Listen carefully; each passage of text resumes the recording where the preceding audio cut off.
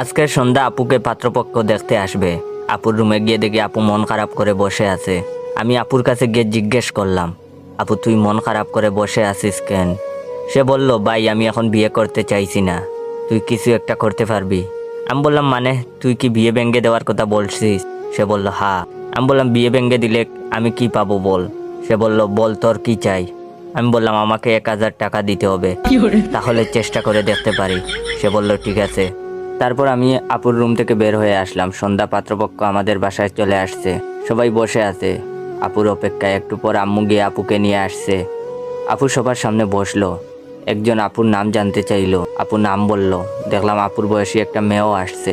মেয়েটা আপুকে জিজ্ঞেস করলো, আপনার সব থেকে পছন্দের জিনিস কি?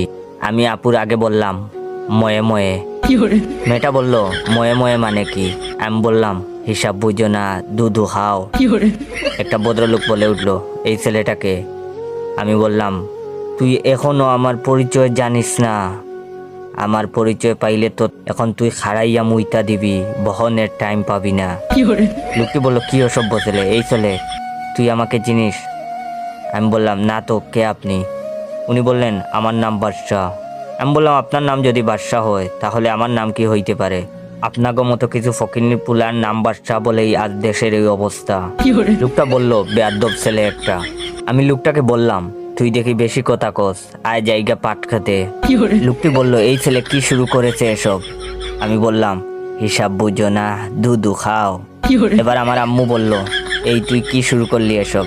আপনারা কেউ কিছু মনে করবেন না, ও আমার ছেলে, আসলে আপনাদের সাথে মজা করছে। লোকটি বলল, এই পরিবারের কিছুতেই আমাদের ছেলেকে বিয়ে করানো যাবে না। এখানে কি আমাদের অপমান করার জন্য নিয়ে আসা হয়েছে? এই চল সবাই। সবাই চলে গেল রাগ করে। আম্মু আমার কাছে এসে বলল, তুই এটা কি করলি? তুই জানিস তোর জন্য তোর বোনের কত বড় ক্ষতি হয়েছে? আমি বললাম, আমি একবারও বলছি আমি নির্দোষ?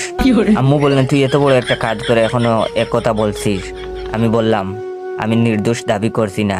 আমি যখন জানি আমি দোষী, তখন আমি কেন নিজেকে নির্দোষ দাবি করব? আমি দোষী। আমি কি আপনাদের একবারও বলছি আমি নির্দোষ? তখন আমার আবেগ কাজ করছে, বিবেক কাজ করে নাই।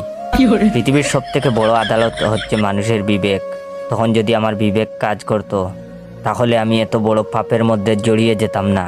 আম্মু বলল, তোর আব্বু আসুক, তারপর তোর বিচার হবে। আমি বললাম, আমার ভুল হয়েছে, আমাকে ক্ষমা করে দেন।